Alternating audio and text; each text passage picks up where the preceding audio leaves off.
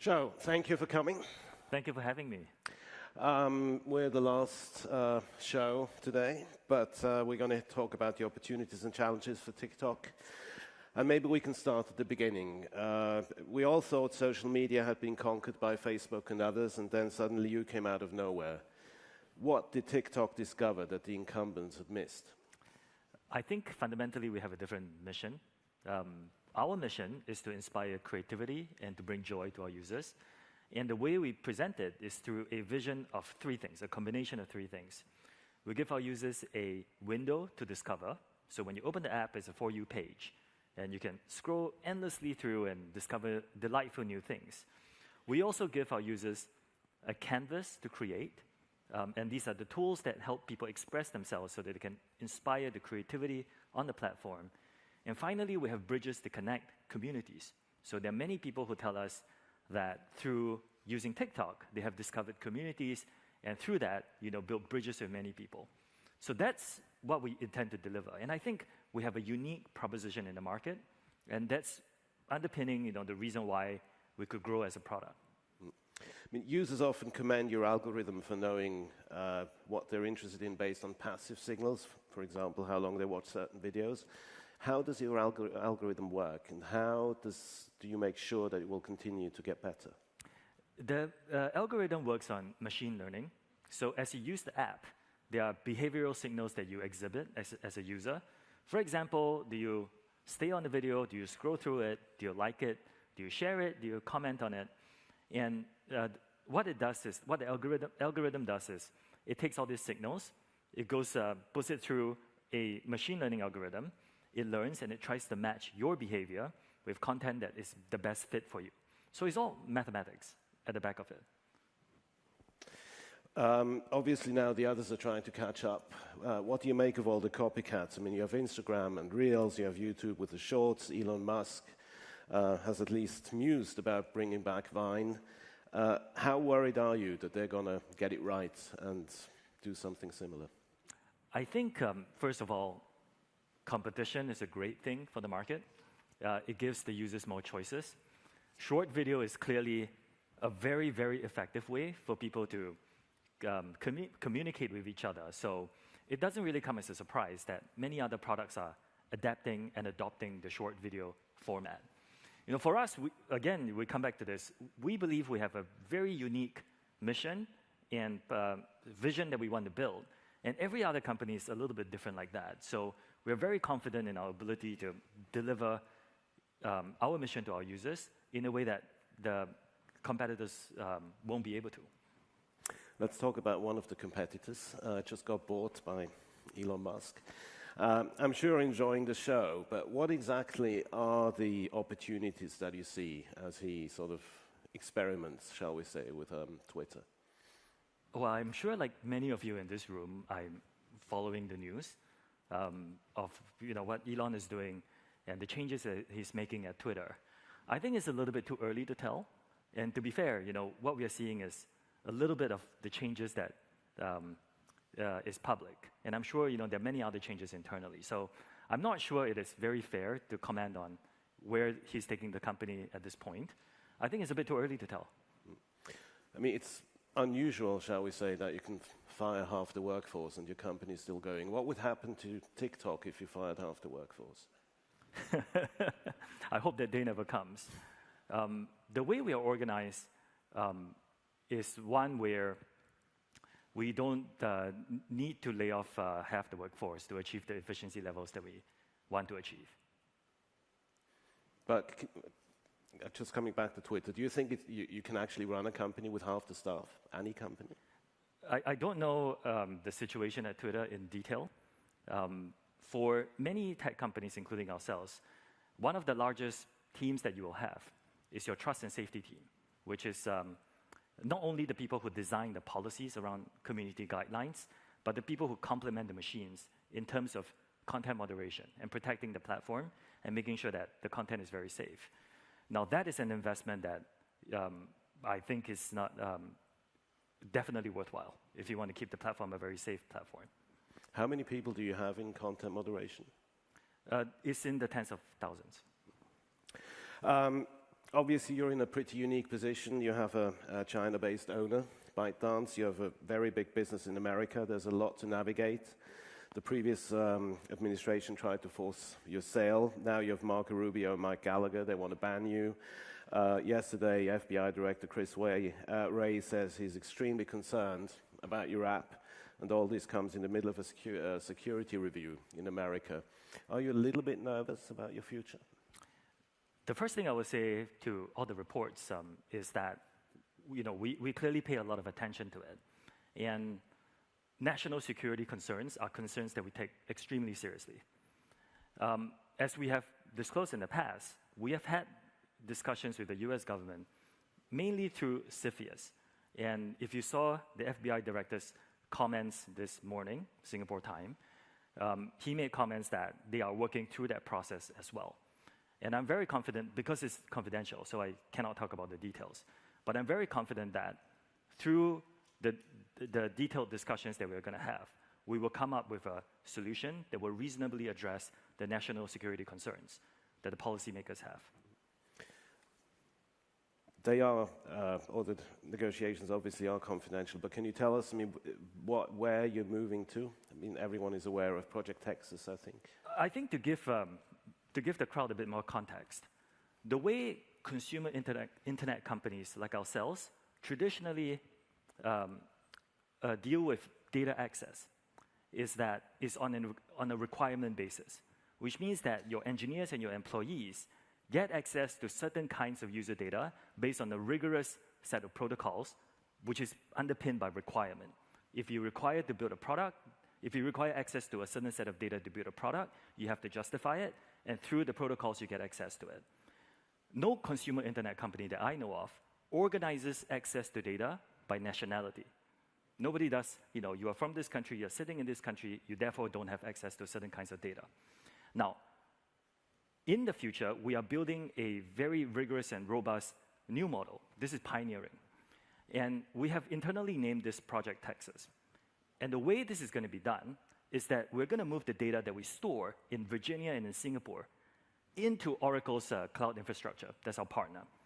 Oracle's going to look after it for us. We're going to have new and improved data access protocols such that only an entity of US residents that in the US will have access to a certain set of US protected data. So that's the setup that we're going to have. It's unprecedented. No company has attempted this. It's extremely expensive and difficult to build, but that's the project that we're undertaking at this point. What's the timeline for that? It's something that we have been working on for quite some time, and hopefully in the near future we can make more announcements on the milestones that we have hit. But, so going forward, the Chinese government will have no access to US data or European data? The way we have built this is, going forward, only a group of employees who sit in the US under a special entity will have access to certain kinds of US data. Now, if the Biden administration goes back to the Trump view and tries to force a sale, do you have a plan B? Because of the discussions that we are having with the US government, we are confident we can come with a reasonable solution to the national security issues. And so we are confident that that's a situation we can avoid. So there's no plan B? Okay. You already mentioned platform safety and security. You said, I think, or you made that one of your top priorities, both for you and for the company. In an interview with David Rubenstein in March, I mean, you mentioned some of the goals, that making sure that the community guidelines are well understood, making sure that we have the tools and capabilities to have a safe environment. It sounds a little vague. Can you give us some example, or one example, what exactly you're doing, so we can make sure that the 10-year-old doesn't watch it's in a nutshell, the way we think about our platform is that we have a set of rules. And there are 14 of them. They're public. You can search for them. They're called community guidelines, and they determine what is allowed and not allowed on our platform. It's stuff like we don't allow violence. We don't allow pornography, so on and so forth. There are 14 of them. They are the way we have designed them such that they're easy to understand and they're easy to operationalize internally. What we then do is that we build policies around these community guidelines. We train our machines to recognize content that violates the guidelines, that takes down the content. We also have, as we talked about, a significant trust and safety team of content moderators who make sure they can complement the machines. And as our growth user base continues to grow and the platform grows in terms of the number of videos that are being uploaded, we are investing more and more to make sure that we're staying ahead of the growth in terms of keeping the platform very safe. Now, why do we care so much about this? Because our mission is to inspire creativity and to bring joy. And if we don't have a safe and trusted platform, it's very difficult for people to inspire each other and bring joy to each other. So this is something that we take extremely seriously. And since the time I've been in my role, I've made this a very, very top priority for us. So you expect the 10-year-old or the 12-year-old to read the guidelines before they sign up, or how does that work? Our app is designed for people who are 13 and above. If you're a 10-year-old, the 10-year-old could say, I'm 13, right? My 10-year-old does that all the time. The app is designed for users who are 13 and above. If you're below 13, in certain countries, like the United States, you get a very different experience. In many other countries, you're not allowed to use the app. Now, for parents in this room, I strongly urge you to comply with this. But if your teenage children are using the platform and you want to have additional protection for them, please go to settings. There's something called family pairing. And under family pairing, there is a series of tools that we have built for parents and guardians to make sure that they understand the experience that their children are having, that their teenage children are having on TikTok, including the ability to restrict. There's a restricted mode where even more content is restricted on the platform, sort of beyond the experience that you would have as an 18-plus user. Let's zoom out a little bit. The global tech industry obviously is going through a reckoning. How has that affected your business, your ability to raise capital, your relationship with your shareholders? Is it tougher? Like every other company, we cannot escape a global slowdown. So the economy, is clearly not what it was at even 12 months ago, and we are not immune to it as a business. At